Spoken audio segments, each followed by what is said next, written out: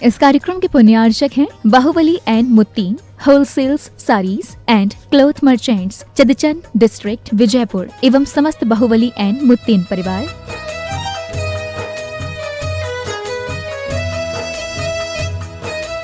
राजगुरु ज्योतिष पवन जी शास्त्री, एक ही बार में समस्याओं का समाधान, 100% गारंटी से काम। फैमिली प्रॉब्लम, बिजनेस में नुकसान, शादी सगाई में रुकावट, फंसे हुए पैसे, डिवोर्स समस्या एवं अन्य समस्याओं के लिए संपर्क करें 8209931336 9737202129। ब्रांच अहमदाबाद एवं हैदराबाद। Website www.rajguruastrologer.com।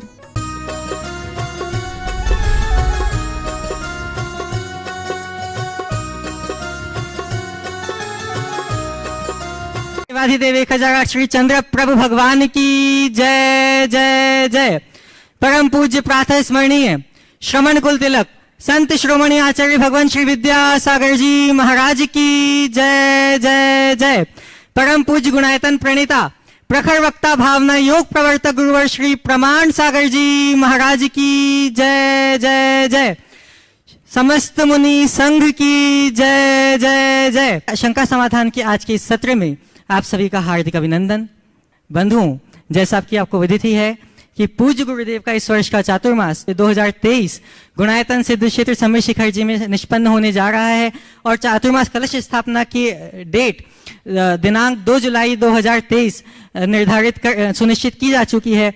अतः और यह चातुर्मास एक मात्र चातुर्मास नहीं अपितु इतिहास की पूर्व भूमिका है। इस चातुर्मास के बाद गुणायतन का महापंच कल्याणक निर्धारित है और हम सब चाहेंगे कि आप तन मन धन से इस चातुर्मास से अपनी भावनाओं से जुड़ें और अपना सहयोग अवश्य दें। आज भी चातुर्मास से अपनी भावनाएं जिन्होंने जोड़ी है, श्री राजकुमार जी जैन, श्रीमती सोमप्रभा जी जैन बेंगलुरु से, करतल ध्वनियों से आप सभी इनका अभिवादन करें। क्या मेरा है, क्या पाना है, कैसे हो जीवन उद्धार, गुणायतन में आओ बंधु, यहाँ सत्य का हो दीदार। बंधुओं, परम पूज्य प्रातः स्मरणीय संत श्रोमणी आचार्य भगवान श्री विद्यासागर जी महाराज की प्रेरणा से जैसा कि आपको विदित ही है कि गुणायतन का निर्माण होने जा रहा है और ये अनूठी कृति शीघ्र अपना आकार लेने जा रही है। आवश्यकता है आप सभी के सहयोग की, अतः तन मन धन से इसमें भी सहयोग करें और इस कार्य को अंजाम देने में सबल निमित्त बने। सूत्रधार के रूप में आज गुणायतन से संबद्ध हुए हैं श्रीमती नीरज जैन, धर्मपत्नी दिनेश जी जैन दिल्ली से, आप सभी करतल ध्वनियों से इनका अभिवादन करें। श्री राजेश जी जैन, श्रीमती शशि जैन, पीयूष जैन जम्मू एंड कश्मीर से, सभी लोग करतल ध्वनियों से इनका अभिवादन करें। आज के इस सत्र को हम आगे बढ़ाएं उससे पूर्व पूज्य गुरुदेव के चरणों में नमोस्तु करते हैं इस भाव से कि हे गुरुदेव, हम सबके जीवन में भी हो सम्यक्त्व की प्रभात। सभी लोग हाथ जोड़े, मस्तक झुकाएं और मेरे साथ बोलें, हे गुरुदेव नमोस्तु नमोस्तु नमोस्तु। आज के इस सत्र को मैं गुरुदेव आपकी आज्ञा से ऑनलाइन प्रश्नों के माध्यम से प्रारंभ करना चाहूंगा। दुबई से पद्म कुमार पाटनी जी आपके चरणों में त्रिवार नमोस्तु करते हुए पूछ रहे हैं। नमोस्तु गुरुदेव, माननीय प्रधानमंत्री जी के सानिध्य में हुए नवीन संसद भवन के ऐतिहासिक उद्घाटन समारोह में जैन धर्म का प्रतिनिधित्व करते हुए डॉक्टर इंदु जैन राष्ट्र गौरव के स्वर से आचार्य कुंद द्वारा रचित ग्रंथ प्रवचन सार की प्राकृत गाथा, संस्कृत में मंगलाष्टक तथा महावीराष्टक का वाचन विदेश की धरती दुबई में सुना तो प्रशंसनीय जैन प्रतिनिधित्व के अत्यंत गौरव का अनुभव हुआ। जब हमने डॉक्टर इंदु को बधाई दी तो उन्होंने बताया संसद भवन उद्घाटन के दिन पहले उन्होंने भैया जी के माध्यम से महाराज श्री को नमोस्तु वंदन किया था। उन पर गुरुओं का आशीर्वाद बना रहे, यही भावना है। जैसे डॉक्टर इंदु जैन ने संसद भवन से तीर्थंकर महावीर स्वामी के 2550वें निर्वाण कल्याण का उद्घोष भी किया, तो जिज्ञासा यह है कि तीर्थंकर भगवान महावीर के 2550वें निर्वाण महोत्सव के लिए जैन समाज के लोगों की अभी से क्या भूमिका होनी चाहिए और सरकारी स्तर पर मनाने का प्रयास कैसे करना चाहिए। नमोस्तु गुरुदेव। देखिए, 2550वां निर्वाण महामहोत्सव समग्र जैन समाज के लिए बड़ा ऐतिहासिक क्षण। इस संदर्भ में मैं तो यही कहूँगा कि जिस उल्लास, उमंग और उत्साह के साथ हमने 25वां निर्माण महामहोत्सव मनाया, हमें 2550वें के लिए भी वैसी ही तैयारी करनी चाहिए। देश भर के सभी शीर्ष स्तर के लोगों को आपस में मिल बैठ करके कार्य समिति बनानी चाहिए, कार्य योजना बनानी चाहिए। और जैसे 25वां निर्वाण महामहोत्सव में चारों संप्रदाय के जैनों की जैन संगीति बनी थी और एक स्वर में, एक आवाज़ में पूरे देश में सब लोगों ने उसका अनुपालन किया था, वैसी एक सार्थक पहल होनी चाहिए जिसमें समाज एक स्वर में बात करे और इसमें शासन की पूरी भागीदारी रखे। शासन प्रशासन की भागीदारी रहने से हम इस अवसर को अंतर्राष्ट्रीय स्तर पर स्थापित करने में सफल होंगे। हम सामाजिक स्तर पर लगाएंगे तो करेंगे तो इसका एक सामाजिक प्रभावना का वातावरण भले बन जाए, लेकिन अंतर्राष्ट्रीय स्तर पर भगवान महावीर उनके जीवन दर्शन को लोगों तक पहुंचाने के लिए हमें चाहिए कि हम एक स्वर में एक कमेटी बनाकर चारों संप्रदायों के लोगों के साथ मिलकर, उनके साधु संतों के साथ मिलजुल करके जैसे पहले 25वां निर्वाण महोत्सव में काम किया वैसा काम करें। कटनी मध्य प्रदेश से श्रीमती सुरभि सतीश जी जैन पाटन परिवार से आपके चरणों में त्रिबार नमोस्तु निवेदित करते हुए पूछ रहे हैं, गुरुदेव, वक्त और अपने दोनों एक साथ चोट पहुंचाएं तो इंसान बाहर से ही नहीं अंदर से भी टूट जाता है। ऐसी परिस्थिति में इंसान अपनी सकारात्मक सोच कैसे रखे और इन दिनों से समझौता कैसे बनाकर चले, क्योंकि वक्त तो अपने हाथ में नहीं होता, पर अपनों के साथ कैसे सामंजस्य बैठा सकते हैं, कृपया समाधान कीजिए। नमोस्तु गुरु। वक्त और अपने जब दोनों एक साथ चोट करे तो इंसान टूट जाता है। आपने पूछा ऐसे समय में हम अपनी सकारात्मकता को कैसे बना के रखें, और वक्त हमारे हाथ में नहीं है, अपनों के साथ हम अपना अपनत्व कैसे विकसित करें। देखिए, मैं इस संदर्भ में दो बातें कहूँगा। ये बात सही है कि वक्त और अपनों का चोट एक साथ जिसको हो उसके साथ बड़ी दुविधा होती है, लेकिन मैं ये कहता हूँ चोट दो तरह की होती है। एक चोट कांच पर हथौड़ी की चोट है और एक चोट सोने पर हथौड़ी की है। हथौड़ी कांच पर पड़ती है, कांच चकनाचूर होता है, और हथौड़ी सोने पर पड़ती है, सोना और दमक उठता है। ये चोट तो आए, ये स्वभाव है, और अपने आप को निखारना है, अपने भीतर वो चमक और दमक तैयार करनी है, उत्पन्न करनी है, तो चोट खाने के लिए तैयार रहना होगा। लेकिन अपने आप को सोना बनाओ, कांच नहीं। जो मनुष्य जिसका आत्मबल और मनोबल मजबूत होता है वो बाहरी आघातों से बिल्कुल भी नहीं घबराता, टूटता नहीं, बल्कि हर आघात में पहले की अपेक्षा और अधिक मजबूत होकर उभरता है। ये मान के चलो कि वक्त ने चोट दिया है तो चोट नहीं, वो हमें मजबूत बनने का अवसर दिया है। और अपनों से कोई चोट मिली है तो उसको भी इस दृष्टि से देखो कि ये चोट नहीं, असलियत को पहचानने का अवसर है। यदि ये दोनों बातें व्यक्ति अपने हृदय में धार ले तो उसके हृदय में किसी भी प्रकार की शिकायत नहीं बचेगी। और जब मनुष्य के मन से शिकायतें दूर हो जाती है तभी वह अपने जीवन का सही रस ले पाता है, आनंद ले पाता है। तो शिकायतों से ऊपर होकर के जिए, अपने जीवन को सहज आगे बढ़ाने का प्रयत्न करें, जिससे जीवन के क्रम का रस लिया जा सके।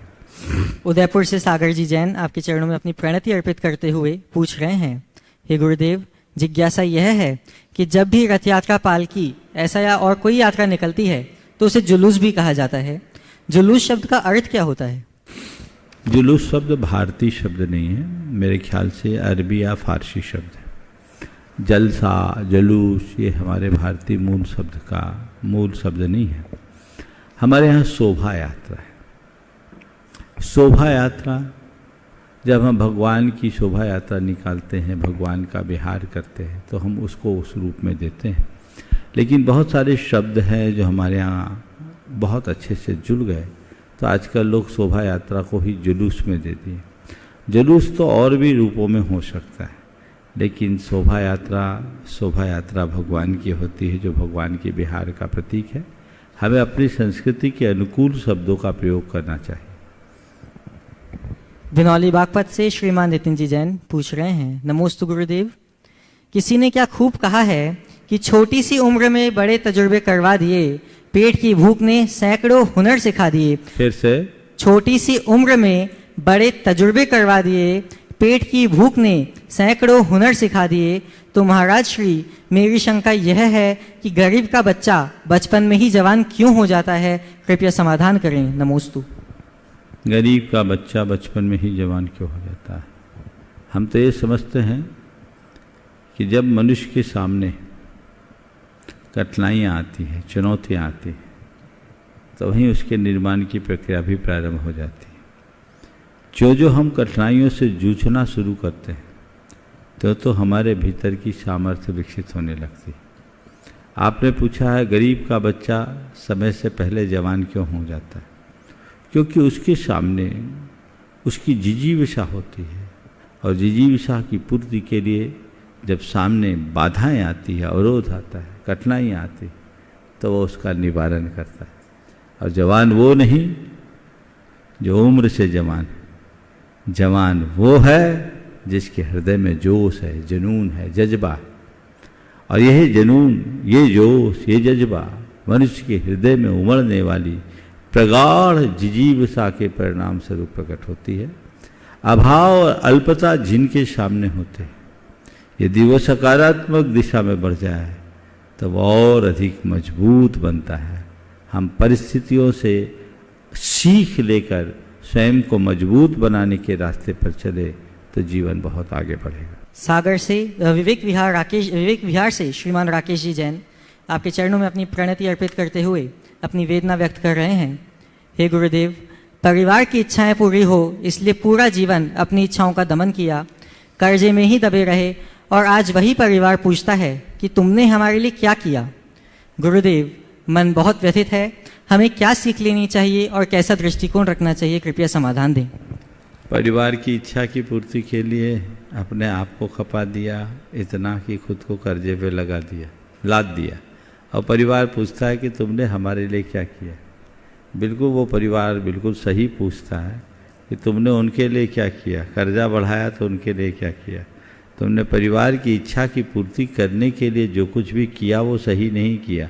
यदि सही दिशा में काम किया होता तो कर्जे में नहीं चढ़े होते। हमें इच्छा की पूर्ति करने का प्रयत्न नहीं करना चाहिए। हमें परिवार को इतना समर्थ बनाने की कोशिश करनी चाहिए कि परिवार अपनी इच्छा की पूर्ति खुद कर ले।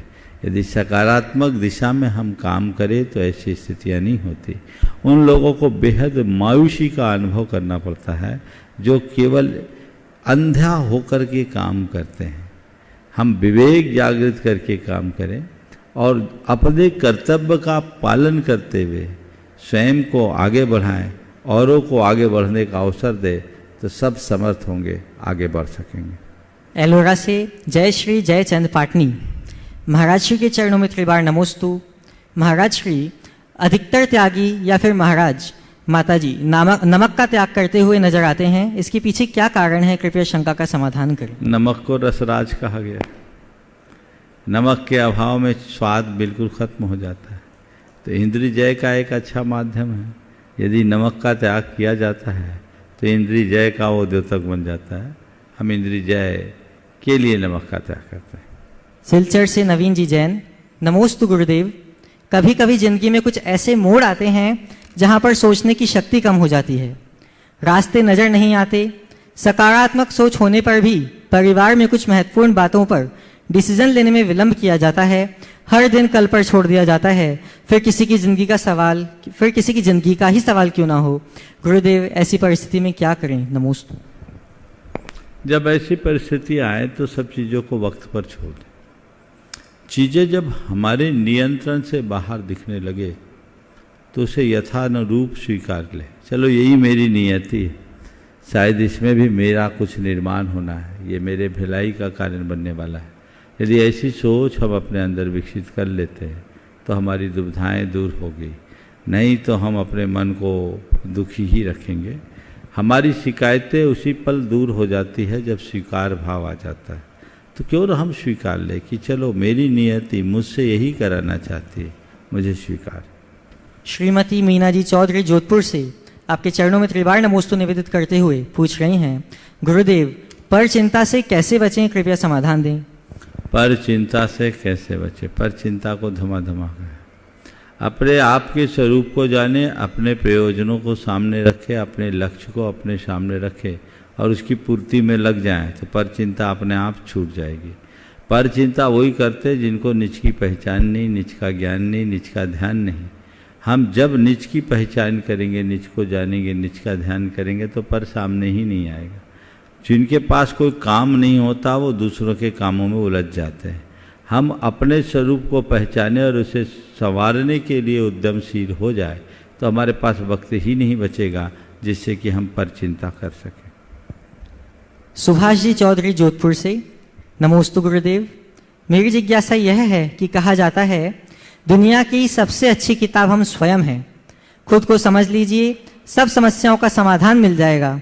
तो महाराज श्री, हमें स्वयं को समझने के लिए किन किन बातों का ध्यान रखना चाहिए, कृपया समाधान दीजिए। नमोस्तु। बहुत अच्छी बात है, स्वयं को समझ लीजिए, दुनिया की सारी पुस्तकों का ज्ञान मिल जाएगा। आपने पूछा है स्वयं को समझने के लिए हमें किन किन बातों का ध्यान रखना चाहिए।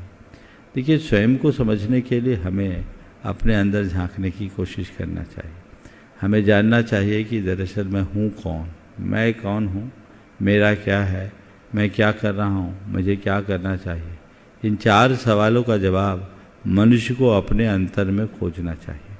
स्वाध्याय, सत्संग और स्वात्म चिंतन हमें स्वयं को समझने में बहुत मददगार बनते हैं। इसलिए स्वाध्याय करें, वो किताबी स्वाध्याय नहीं, अपने अंदर झांक कर अपना अंतर विश्लेषण करें। सत्संग करें जो हमारे अंतरंग को परिवर्तित करते हैं। स्वात्मा का चिंतन करें तो ये हमारे भीतर की समझ विकसित होगी और हम अपने जीवन की धारा को परिवर्तित करने में समर्थ हो सकेंगे। अंजड़ जिला बड़वानी से श्रीमान अंतिम कुमार जी जैन, नमोस्तु गुरुवर। किसी भी चीज का अधिक प्रचार उसके प्रति संदेह पैदा करता है, क्योंकि कोई भी श्रेष्ठ अपने मुंह से ये नहीं कहता कि मैं श्रेष्ठ हूं। इस धरती पर जो भी श्रेष्ठ है, चाहे जड़ हो या चेतन, सब मौन है। लेकिन गुरुवर, वर्तमान काल तो विज्ञापन, मीडिया आदि का काल है, जिसमें आकर्षक विज्ञापन से घटिया माल भी बिक रहा है। तो श्रेष्ठ व्यक्ति या चीजों को मौन रखना कहाँ तक उचित है, कृपया समाधान दें। फिर से बोलो, नीचे की लाइन। लेकिन गुरुवर, वर्तमान काल तो विज्ञापन, मीडिया आदि का काल है, जिसमें आकर्षक विज्ञापन से घटिया माल भी बिक रहा है।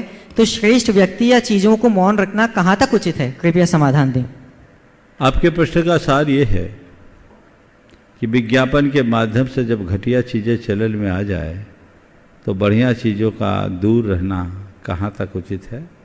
बुरे लोग जब चर्चित होने लगे और उस घड़ी अच्छे लोग मौन हो जाए तो ये कहाँ तक अच्छी बात होगी। मैं एक बात कहता हूँ, आज विज्ञापन का युग है, बहुत सारी चीज़ें विज्ञापन के दम पर चलती है, बाजार में छाई हुई। लेकिन कुछ चीज़ें ऐसी हैं जिसको विज्ञापन की ज़रूरत नहीं पड़ती और आज भी अपनी ब्रांड इमेज बनाए हुए। उदाहरण के लिए मैं एक प्रोडक्ट का नाम लेना चाहूँगा, वो है बोरोलिन। बोरोलिन आज भी सुनते हैं 50 बरस पहले की वो पुरानी हरी डब्बी, कोई ऐड नहीं, कुछ नहीं, और बाजार में चल रही है ना। गला काट प्रतियोगिता के बाद भी वो टिकी है। क्यों? उसकी गुणवत्ता है। तो ध्यान रखना, विज्ञापन की जरूरत उन्हें होती है जिनकी गुणवत्ता में कोई संशय हो। जिसकी गुणवत्ता अच्छी होती है उसे विज्ञापन की जरूरत नहीं। बुरे लोग अगर अपने इस तरह के हथकंडों से प्रसिद्धि पाते हैं तो अच्छे लोगों को उससे कोई फर्क नहीं पड़ता, क्योंकि उनको पता है ये प्रसिद्धि 4 दिन की है। क्योंकि जिसकी जड़ गहरी नहीं वो पेड़ हरा नहीं हो सकता, और जिसकी जड़ गहरी हो कभी सूख नहीं सकता, चाहे कितने भी पतझड़ क्यों ना आए, फिर हरा भरा हो जाता है। तो अच्छे लोग मौन नहीं रहते, अच्छे लोग अपने स्वरूप में रहते हैं। एक अच्छा व्यक्ति भी हजारों के लिए बहुत कुछ कर सकता है। एकश्चंद्र है तमोहंति। इसलिए बढ़ते उपभोक्तावादी दौर में भी आज भी महान लोग इन बातों से अपने आप को अप्रभावित रखते हैं। वो उस दौड़ से अपने आप को दूर रखते हैं, पर उनकी मौलिक पहचान आज भी सबको आकर्षित करती है। वे सबके आकर्षण का केंद्र बन जाते हैं और जीवन को आगे बढ़ाते हैं। इसलिए ये मत सोचिए कि चीज़ें अगर घटिया चीज़ें बिक रही है तो अच्छी चीज़ें भी उसी लाइन पर ले। विज्ञापन के द्वारा चीज़ें बेची जाती है और गुणवत्ता युक्त चीज़ों को लोग खुद खरीदते हैं। बस हम ऐसा अपना व्यक्तित्व बनाएं कि हमें लोगों के पास जाने की जरूरत ही न पड़े, लोग स्वतः खींचे हुए आ जाए। प्रत्यक्ष उपस्थित लोगों के माध्यम से आज के इस सत्र को आगे बढ़ाते हुए प्रथम प्रश्न के लिए मैं आमंत्रित करता हूं ब्रह्मचारिणी उषा दीदी जी जबलपुर से, और आपके बाद तैयार रहेंगे श्रीमान अनिल कुमार जी जैन कलकत्ता से।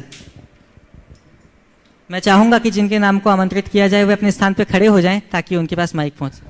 पूज्य महाराज श्री जी के चरणों में हमारा आपका सबका नमोस्तु नमोस्तु नमोस्तु। छुल्लक जी के चरणों में इच्छामि इच्छामि। महाराज श्री जी, मेरी एक जिज्ञासा है। निद्रा आदि 5 निद्राएं पाप रूप हैं, फिर इस पाप की प्रवृत्ति के लिए लोग नींद की गोलियां क्यों खाते हैं? समाधान दीजिए। नमस्ते। देखिए, निद्रा को सामान्य रूप से पाप कहा जाता है, पर नींद न आना भी एक प्रकार का पाप माना जाता है। निद्रा शरीर की एक आवश्यकता है, ठीक है, वैसे ही जैसे भूख ज़्यादा लगना भी बीमारी है और भूख न लगना भी बीमारी है। हालांकि भूख अशाता के उदय से होती है, ये एक प्रकार का पाप है, लेकिन ये शरीर की आवश्यकता है। इसलिए आम जनों को भूख और निद्रा दोनों उनका आलंबन लेना पड़ता है। भूख को मिटाने के लिए भोजन और निद्रा को मिटाने के लिए शयन। पर एक साधक अपनी साधना के बल पर निद्रा पर विजय पाता है, क्षुधा पर विजय पाता है।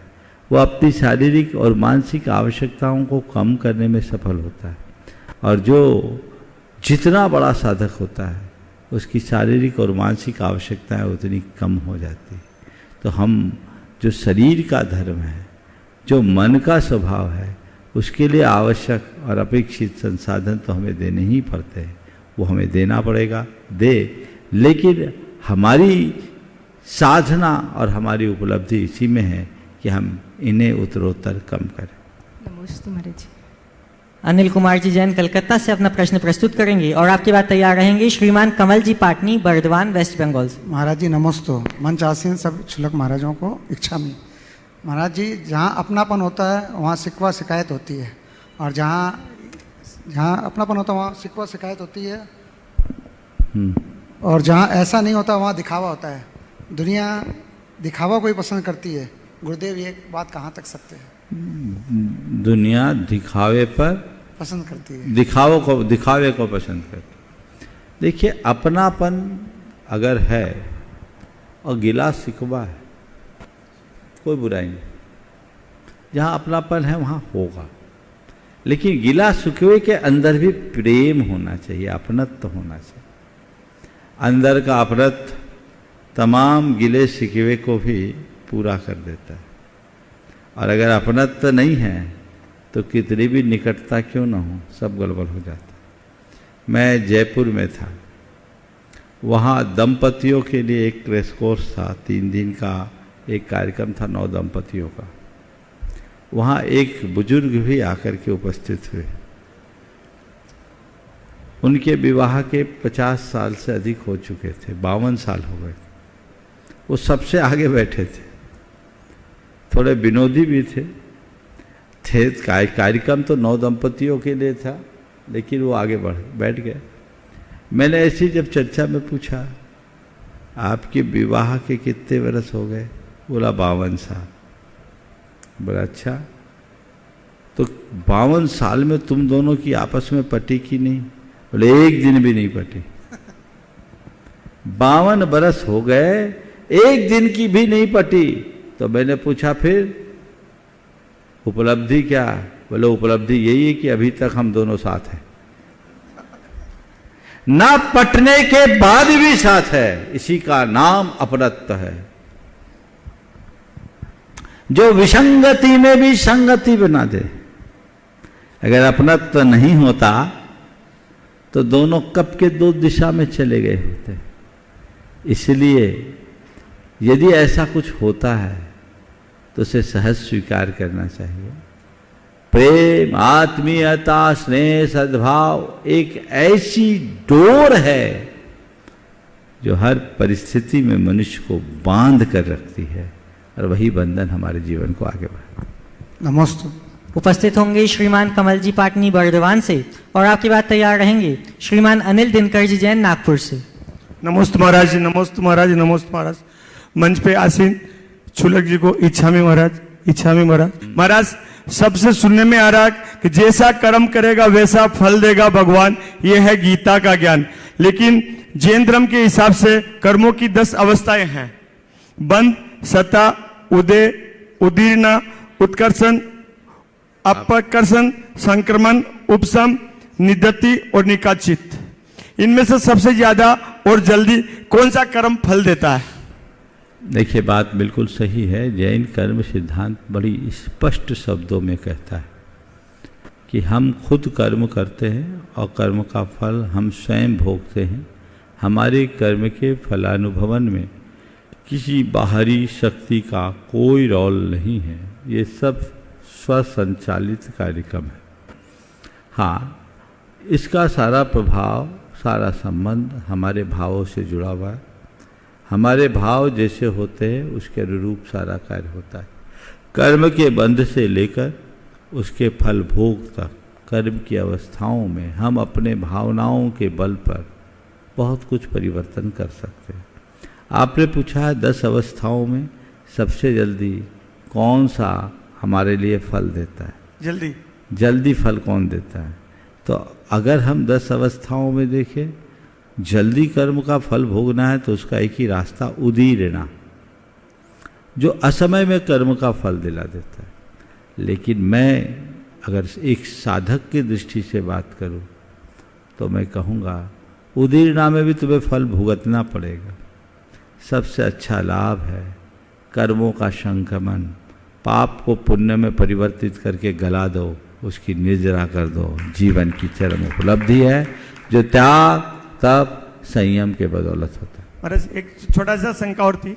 सुवा और सूतक में अगर शांति धारा कराने के लिए पैसा देके शांति धारा कराई जाए तो वो की जा सकती नहीं? सुवा सूतक के समय दान नहीं देना चाहिए।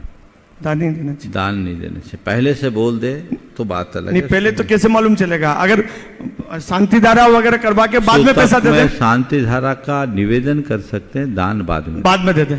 ठीक है। नमोस्तु महाराज, नमोस्तु महाराज, नमस्ते। उपस्थित होंगे श्रीमान अनिल दिनकर जी जैन नागपुर से और आपके बाद आमंत्रित हैं ब्रह्मचारिणी सुनीता दीदी जी बांसा से। महाराज जी त्रिवार नमस्तु नमस्तु नमस्तु। महाराज जी आप खुद तत्व चिंतन कैसा करते हैं?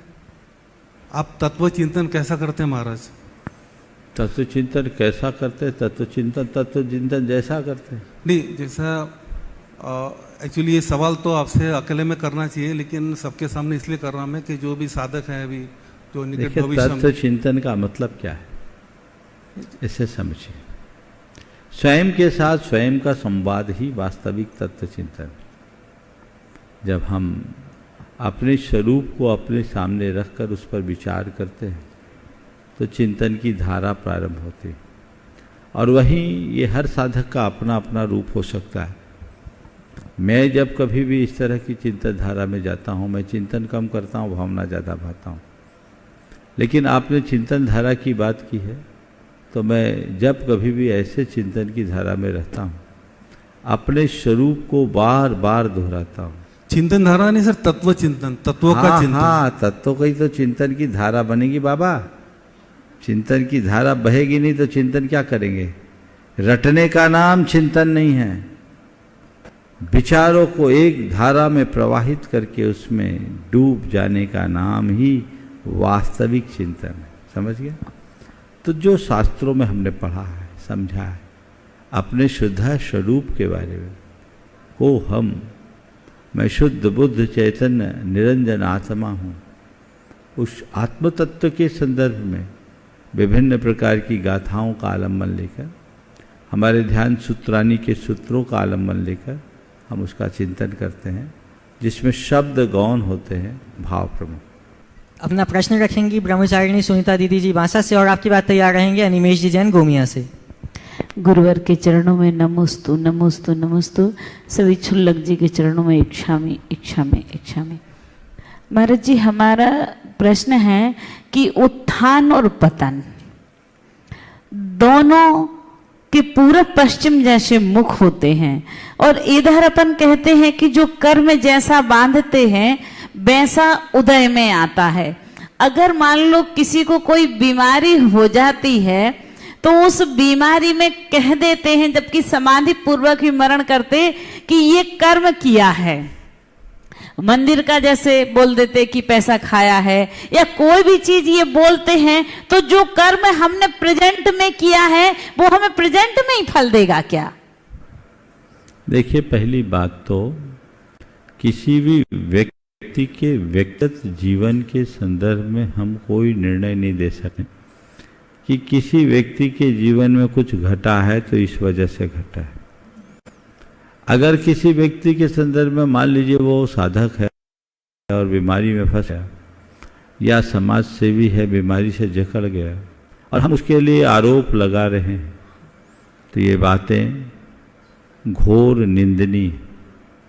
हमारे पास कोई प्रमाण तो है नहीं, बिना आधार के इस तरह की चर्चा करना कतई उचित नहीं होती, और भले व्यक्ति ऐसा करते नहीं। बीमारियां तो किसी को भी आ सकती है, महान आत्माओं को भी आती है, ऋषि मुनियों को भी आती है, साधु संतों को भी आती है। तो क्या उनकी बीमारी को भी इस तरह की किसी घटना से जोड़कर देखोगे? बीमारी एक संयोग है, कोई ना कोई पाप का उदय है। हो सकता है ये कोई अतीत का निमित्त आया हो, और पापोदय केवल कर्म के कारण नहीं आता, पापोदय आज के वातावरण के कारण भी आता है। आज कैंसर जैसी बीमारी आम हो रही, क्यों हो रही? क्योंकि आज का खान पान विकृत हो चला। व्यक्ति जहर खा रहा है, अनाज जहरीला, सब्जियां जहरीली, फल जहरीले, सब में तो जहर है। उसका असर होगा तो वो उसके किसी पाप की क्रिया के कारण हुआ है, ऐसा कहना पूरी अर्थ में सही नहीं है। उसके शरीर के साथ कुछ ऐसे संयोग बने, ऐसे नौकर्म मिल गए, जिसकी वजह से बीमारी हो सकती है, और किसी को भी हो सकती है। सत्पुरुषों को भी बीमारी हो जाती है। एक 2 साल का बड़ा सुंदर लड़का था, सुकुमार, उसको ब्लड कैंसर हुआ। 2.5 साल का था जब मैं कोलकाता में था। 2.5 साल का बच्चा, उसने कौन सा पाप किया, उसको कैंसर हो गया, ब्लड कैंसर। हालांकि उसका इलाज हुआ, आज वो बच्चा ठीक है। 2013 की बात मैं कर रहा हूं, अब 10 साल हो गए, बच्चा ठीक है। लेकिन ये किसी को भी हो सकता है। तो ऐसी बातों को सामने रखकर किसी व्यक्ति के जीवन में उसके कृत्यों को जोड़कर उससे ऐसा उस तरह की बातें करना, उस पर आरोप लगाना घोर निंदनीय कर्म है। हाँ, इतनी बड़ी बीमारी से ग्रसित होने के बाद यदि कोई संयम साधना में लगकर समाधि का सौभाग्य पाता है, तो उस व्यक्ति को इसका प्रबल पराक्रम के रूप में देखना चाहिए, उसके परम पुरुषार्थ के रूप में देखना चाहिए कि ये व्यक्ति सच्चे अर्थों में धर्मी रहा है, इस कारण ऐसा परिणाम पाया है, और निकट भव्यता का द्योतक है। इसलिए कभी किसी के संदर्भ में कोई भी गलत टिप्पणी करना नहीं, और झूठा दोषारोपण तो लगाना ही। नमस्ते। अनिमेश जी उपस्थित होंगे और आपकी बात तैयार रहेंगी। श्रीमती चंद्रकला जी पाटनी, रांची से। महाराज श्री के चरणों में सभी की तरफ से नमोस्तु नमोस्तु नमोस्तु। छुलक जी के चरणों में सभी की तरफ से इच्छामि इच्छामि इच्छामि। महाराज जी, मेरा प्रश्न ये है कि जैसे नदी अपनी सारी मैल समुद्र में उड़ेल देती है और स्वयं साफ हो जाती है, तो महाराज हम क्या करें और हम अपनी पीड़ाओं को कहाँ उड़ेले और स्वयं साफ हो पाए? नदी अपने सारी गंदगी को समुद्र में उड़ेल देती है और स्वयं साफ हो जाती है। तुमने पूछा हम क्या करें? नदी बन जा। नदी की 2 बातें अपना लो। नदी का पहला गुण है कि वो रुकती नहीं, बहती। क्या है? ठहरती नहीं, बहती है, और बहने के लिए नम्र होते जाती, नीचे नीचे नीचे नीचे।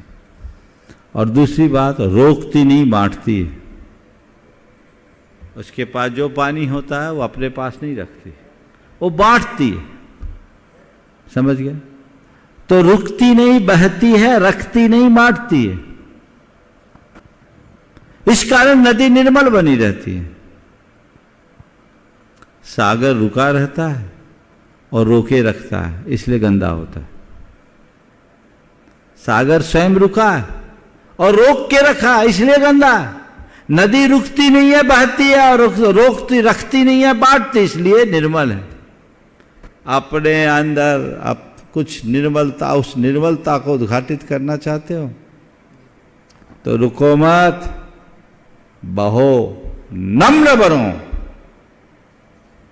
और रखो मत, लोगों को बांटो, उदार बनो। जिस मनुष्य के हृदय में नम्रता और उदारता का गुण विकसित हो जाता है, वो अपने जीवन को चरम और परम ऊंचाई देने में समर्थ हो जाता है। तो हम अपने पीड़ाओं को बांटे? पीड़ाओं को बांटने की जरूरत ही नहीं है, अपनी अच्छाइयों को बांट दो, पीड़ाएं अपने आप दब जाएगी। समझ गए? हाँ। नमोस्तु महाराज जी। इच्छामि महाराज जी। उपस्थित होंगी श्रीमती चंद्रकला जी पाटनी, रांची से। मेरी तरफ से जगत के सब जीवों की तरफ से मुनिराज के चरणों में नमस्तु। सब छुल्लक जी महाराज के चरणों में इच्छामि। महाराज श्री, अगर कोई श्रावक अभावग्रस्त है तो कहते कि उसको अपने समान बना लो, तो उसका अगर तीव्र पापक्रम का उदय है तो क्या उसको अपने समान बनाया जा सकता है? देखिए, कोई व्यक्ति अभावग्रस्त है तो हमारा कर्तव्य तो है कि हम उसे समर्थन दें, उसे सहयोग दें, उसे समर्थ बनाएं। और हो सकता है हमारे प्रयासों से आज का अभावग्रस्त व्यक्ति कल प्रभावशाली बन जाए। लेकिन ये कोई जरूरी नहीं है कि हम जिसे सहयोग दे रहे हैं वो समर्थ हो ही जाए। उसका भाग्य फूटा होगा तो हमारे तमाम सहयोग के बाद भी उसे कुछ भी हासिल नहीं हो। लेकिन भाग्य ऊंचा होगा तो छोटे से सहयोग से भी बहुत कुछ हो सकता है। तो वो ऊंचा उठे या ना उठे वो तो उसके भवितव्य पर है, पर हम उदारता का परिचय देकर किसी के लिए अपने संबल का हाथ बढ़ाते हैं तो हमारा जीवन तो ऊंचा उठ ही जाता है। ऐसे अनेक उदाहरण देखने को मिलते हैं कि किसी के छोटे से आलम्बन से आज व्यक्ति ने शिखर छुआ है। तो हमें आलम्बन देने में कभी चूक नहीं करना चाहिए। ओ हाँ, मैं आमंत्रित करूंगा बाल ब्रह्मचारिणी रश्मि दीदी जी बबीना से कि वे अपना प्रश्न प्रस्तुत करें। पूज्य मुनिश्री के चरणों में मेरा वारंवार नमोस्तु। पूज्य शुल्लक जी के चरणों में मेरा वारंवार नमोस्तु। मुनिश्री, मेरी जिज्ञासा है कि जो दूसरे स्वर्ग तक देवियों का जन्म होता है और उनके नियोगी देव उनको ऊपर के स्वर्गों में ले जाते हैं, तो उनका पुण्य या उनके भाव या शुभ क्रियाएं उनके किस स्वर्ग तक की होती हैं? दूसरे स्वर्ग तक के या ऊपर वाले स्वर्गों तक, जहां तक वो पहुंचती हैं? देखिए, देवियों का जन्म दूसरे स्वर्ग से ऊपर होता नहीं, पर दूसरे स्वर्ग में जन्म लेने वाली सभी देवियों का एक समान पुण्य नहीं होता। उसमें तरतमता होती, और जिसका जितना प्रबल पुण्य होता है उसका नियोगी देव उतना उत्तम होता है। तो ऐसे अगर तुलनात्मक रूप से कहेंगे तो हम सबसे ऊपर के स्वर्ग में जाने वाली देवी का पुण्य प्रबल मानेंगे, पर ये कहलाएंगी सौधर्म ईशान स्वर्ग की, दो स्वर्गों की। अब मैं निवेदन करूंगा मंचासीन पूज्य शुल्लक श्री आदर्श सागर जी महाराज से कि वे अपने प्रश्न के माध्यम से हम सबका समाधान प्रशस्त करें। इच्छामि महाराज जी।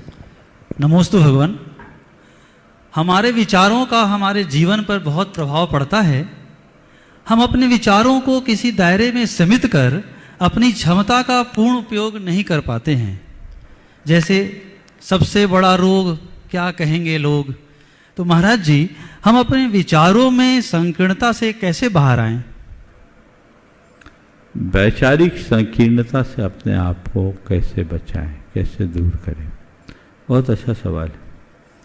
देखिए, अपने विचारों को यदि हमें व्यापक बनाना है तो 4 उपाय बता रहा हूं, जिनका अनुकरण करके हम उदात्त विचारों के धनी बन सकते हैं। पहली बात, सकारात्मकता से सोचें। हम हर बात को, कोई भी घटना हो, कोई भी प्रसंग हो, कोई भी परिस्थिति हो, उसे सकारात्मक दृष्टि से देखना शुरू करें। इससे हमारे विचार बड़े होंगे। दूसरी बात, व्यापकता से देखने की कोशिश करें। कोई भी चीज है, कोई भी घटना है, कोई भी प्रसंग है, आप उसे एक सीमित दायरे में न देखें, उसका जो व्यापक रूप है वो देखें। मैं जब पढ़ता था, ट्यूशन पढ़ने गया, हमारे शिक्षक ने अपने घर के बाहर शीशम के 3 पेड़ लगाए। हमारे जो शिक्षक थे थोड़े आध्यात्मिक विचारधारा के भी थे, और वो कई तरीके से हम लोगों को पढ़ाने के साथ साथ बोध भी देते थे। उन्होंने एक दिन सवाल किया कि ये बताओ, ये 3 पेड़ बाहर लगे हैं, 20 साल बाद इनकी क्या स्थिति होगी? मेरे साथ के बच्चों में हम 12 लोग ट्यूशन पढ़ते थे। एक ने कहा 20 साल बाद ये तीनों पेड़ 3 लाख के हो जाएंगे। एक ने जवाब दिया ये पेड़ इतना बड़ा हो जाएगा आपके घर में धूप आना बंद हो जाएगी। एक ने कहा पेड़ के पत्ते गिरेंगे, पक्षी बैठेंगे, घर के बाहर गंदगी हो जाएगी। किसी ने कुछ, किसी ने कुछ, किसी ने कुछ कहा। लास्ट में मुझसे पूछा, जैन तुम क्या कहते हो? मेरे साथ ऐसा योग रहा कि कोई भी सवाल कभी पूछा जाता तो सबसे पहले मेरा हाथ उठता, लेकिन उत्तर सबसे आखिरी में मुझे देने को मिलता। जब कोई नहीं देता तो मुझसे पूछा जाता तुम उत्तर दो। मुझसे पूछा, जैन तुम इस विषय में क्या सोचते हो? मैंने कहा सर 20 साल बाद ये पेड़ पूरे इलाके की शान बनेंगे और पूरे अंचल के पर्यावरण को शुद्ध करेंगे, इतने छायादार पेड़ बन जाएंगे। उन्होंने तभी कहा, उस समय मैं 6वीं क्लास में पढ़ता था, मुझे ज्ञान नहीं था, पर ये उत्तर मेरे मुख से निकला। उनने तभी कहा तुम्हारे विचार किसी संत के विचार हैं, तुम कोई संत बनो। तो व्यापकता से देखने की कोशिश कीजिए। क्षुद्रता से देखने वाले व्यक्ति, संकीर्णता से देखने वाले व्यक्ति उदार विचार के धनी नहीं बन सकते। आज भी मेरी आदत है, मैं व्यापकता से देखता हूं। आप लोग एक शब्द बोलते हैं ब्रॉड माइंड बनो, नैरो माइंड मत बनो। तो ब्रॉड थिंकिंग एक बड़ा गुण है। तो चीजों को व्यापकता से देखना होगा, तब आप उनका लाभ ले सकेंगे। तीसरी बात, अपने विचारों को हम व्यापक बनाना चाहते हैं या वैचारिक उदारता अपने हृदय में विकसित करना चाहते हैं, तो ऐसे व्यक्तियों के संपर्क में रहें जो उत्तम विचारों के धनी हैं। ऐसे व्यक्तियों का चरित्र पढ़ें जिनने विचारों के बल पर अपने जीवन को नई ऊंचाई दी। उसे बहुत कुछ सीखने को मिलता है। और चौथी बात, ऐसे लोगों से सुरक्षित दूरी बना के रखें जिनके विचारों में गंदगी पलती हो, जिनकी सोच बड़ी संकीर्ण हो, जो आपको नकारात्मक दिशा में नकारात्मक बातें करते हैं, उनसे आप बच के रखें, अपने आप को बचा के रखें। आपके विचार अपने आप व्यापक बनेंगे, और जब विचार व्यापक बनेंगे जीवन स्वतः उन्नत बन जाए। इसी क्रम में मैं निवेदन करूंगा पूज्य शुल्लक श्री समादर सागर जी महाराज से कि वे अपने प्रश्न रूपी दीपक के माध्यम से समाधान को प्रकाशित करें। इच्छामी महाराज जी। नमोस्तु महाराज जी, नमोस्तु। आज लोग सोचते हैं कि हमारे जीवन में अच्छा कब होगा, लेकिन जब जीवन में बेहतर होता है, अच्छा होता है, तो लोग उसे समझ नहीं पाते हैं। तो उसे समझने के लिए महाराज जी हम किस प्रकार का सोच रखें कि हमें मालूम पड़े कि हमारे जीवन में सफलता हमको मिली है या बेहतर हुआ है। नमोस्तु महाराज जी। बहुत अच्छा सवाल किया है। लोग ये तो बोलते हैं हमारे जीवन में अच्छा कब होगा, लेकिन जब अच्छा होता है तब उन्हें पता ही नहीं लगता, क्योंकि वो थोड़े अभिमान और आत्ममुग्धता में जीते हैं। काश जीवन में जब अच्छा घटने लगे और लोग उसका एहसास करने लगे तो जीवन में कभी बुरा ही नहीं होगा, हमेशा अच्छा ही अच्छा होगा। पर जब अच्छा होता है व्यक्ति उसे पहचानने की कोशिश नहीं करता अथवा अभिमान और आत्ममुग्धता में जीता है और अच्छे की ओट में कई बार बुरा कर लेता है, तो जीवन अच्छा नहीं होता। तो अच्छा कब होगा? मैं तो कहता हूं भाव अच्छे रखो, बुरा भी अच्छा होगा। बुरा तो कुछ होता ही नहीं, अच्छा और बुरा तो हमारे मन की कल्पना है। जो है जीवन में जैसा घटा है सहज भाव से स्वीकारना शुरू कर दो, सब अच्छा ही अच्छा हो। निवेदन है पूज्य शुल्लक श्री सुभग सागर जी महाराज के श्री चरणों में कि वे अपनी शंका के माध्यम से हम सबको निशंक बनाए। इच्छामि महाराज जी। पूज्य मुनिवर के चरणों में बारंबार नमोस्तु नमोस्तु नमोस्तु। महाराज जी, एक्सपेक्टेशन का छोड़कर हम एक्सेप्टेशन का गुण अपने भीतर कैसे विकसित करें? नमोस्तु। एक्सपेक्टेशन छोड़कर डिसएक्सपेक्टेशन का मोड हम अपने अंदर कैसे लाएं? देखिए, एक्सपेक्टेशन एक ऐसी चीज है जिससे प्रवृत्ति में जीने वाला मनुष्य कभी मुक्त नहीं हो सकता। एक्सपेक्टेशन होगा, हम अपेक्षाओं से मुक्त होकर नहीं जी सकते, क्योंकि हम चार के बीच जी रहे। कुछ की हमसे अपेक्षा है और कुछ से हमें अपेक्षा है। अपेक्षाएं होगी, लेकिन हमें एक रास्ता अपनाना चाहिए। पहली बात, जितना बने अपेक्षाएं कम रखें,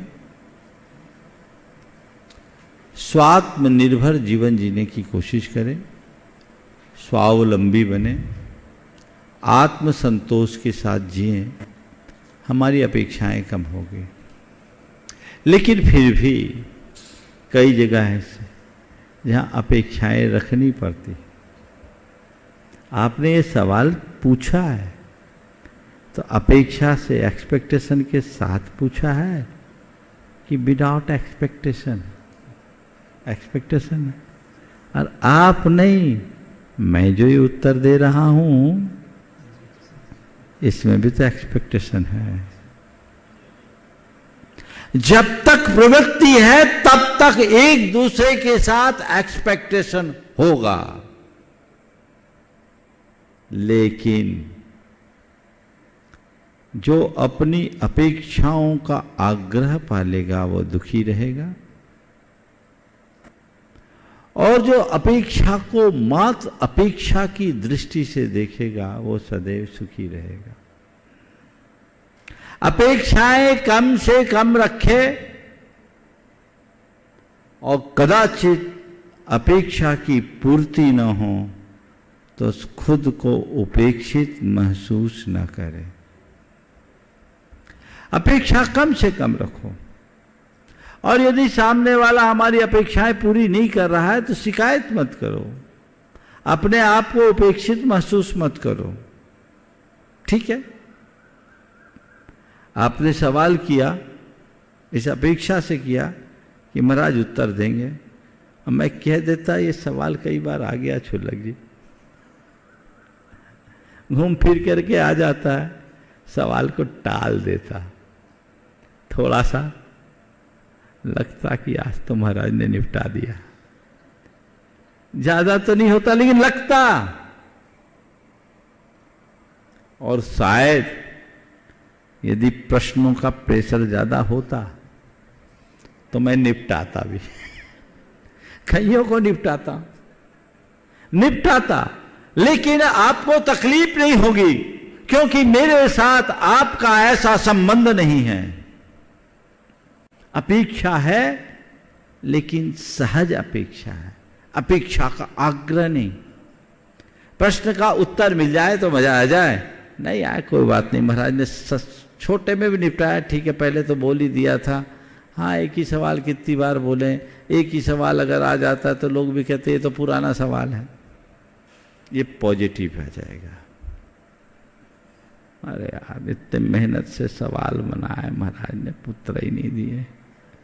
और एक कदम देखो, दूसरों के प्रश्नों का तो उत्तर महाराज दे देते हैं, हमारे लिए हम जब कभी कहते हैं टारगेट बना लेते हैं। कई लोगों के साथ ऐसा भी, ये भी एक प्रतिक्रिया आपकी नहीं है, मैं तो उदाहरण दे रहा हूं। अरे हमें तो मालूम ही था, हमारे साथ तो ऐसा होगा ही नहीं। और थोड़ा नीचे आ जाए, ये भैया जी जब संचालन में रहते हैं ना तो मेरा नाम तो आएगा ही नहीं, हमको पहले से पता। अब ये क्या है? ये शिकायतें हैं, ये अपेक्षाओं का आग्रह है। अरे बाबा, तुम्हारे बाबूजी के नौकर हैं क्या? पगार देते हो क्या? या महाराज से भी तुम पूछ रहे हो तो तुम्हारे यहां हमने कोई नौकरी बंधा रखी है? लेकिन मनुष्य के हृदय में ऐसी अपेक्षाएं बढ़ जाती है, बंध जाती है, श्रद्धा और भक्ति के क्षेत्र में भी। एक व्यक्ति मुझसे बहुत जुड़ा हुआ था। अब जो जुड़ा हुआ व्यक्ति होता वो इस अपेक्षा से तो आता ही है कि महाराज के पास आएंगे, महाराज का थोड़ा आशीर्वाद मिलेंगे, थोड़ी दो बात हो जाए। बहुत पुरानी बात है, 20 साल पुरानी बात। एक बार वो आया और मैं उस दिन जरूरत से ज्यादा व्यस्त था, मैं उस पर ध्यान भी नहीं दे पाया। वो कब आया कब चला गया। संयोग से कोई एक सामाजिक प्रसंग घटा था, उसमें वो शामिल था, तो चोर के दाढ़ी में तिनका तो होता ही। उसके मन में लगा कि मैं उनके साथ शामिल हूं, इसलिए महाराज मुझसे नाराज हैं और इसीलिए महाराज ने मुझसे बात नहीं की। 3 प्रश्न, 3 पेज का एक पत्र मेरे पास भेजा, एकदम खर्रा। और महाराज जी मुझसे आप नाराज हो गए, आपके बिना मैं रहूंगा कैसे, आप ही मेरी सांस हो, आप ही मेरी विश्वास। अब पूरी कहानी। हमने पूछा भाई ये आदमी आया कब था? बताया महाराज जी वो आदमी कब आया कब चला गया, मेरे मन में उसके प्रति कोई विकल्प नहीं, लेकिन उस आदमी के मन में विकल्प। ये अपेक्षाएं मनुष्य को दुखी करती है। तो जब भी ऐसी अपेक्षा हो, अपने आप को उपेक्षित महसूस मत करो, सकारात्मकता से देखो, नकारात्मक मत बनो, और जितना बने औरों की अपेक्षा को पूरी करने का प्रयत्न करो। आज जिनका नंबर कट गया वो भी ज़्यादा अपेक्षा मत रखो। समय आप सबका है, बाकी कितना, आधा मिनट बाकी है। तो ये अपेक्षा और उपेक्षा का खेल है, जीवन के क्रम में ये चलता रहता है। हम छोटी छोटी बातों को भी बड़ी बना देते हैं, वो बड़ी बनाना ही हमारे जीवन के लिए दुखदायी होता है। समय आप सबका हो गया यहीं पर विराम। बोलिए परम पूज्य आचार्य गुरुवर श्री विद्यासागर जी महाराज की जय।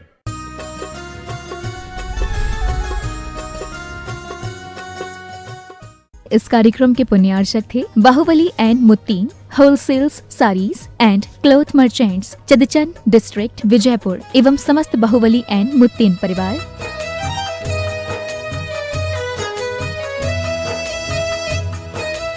राजगुरु ज्योतिष पवन जी शास्त्री, एक ही बार में समस्याओं का समाधान, 100% गारंटी से काम। फैमिली प्रॉब्लम, बिजनेस में नुकसान, शादी सगाई में रुकावट, फंसे हुए पैसे, डिवोर्स समस्या एवं अन्य समस्याओं के लिए संपर्क करें 8209931336 9737202129। ब्रांच अहमदाबाद एवं हैदराबाद। Website www.rajguruastrologer.com।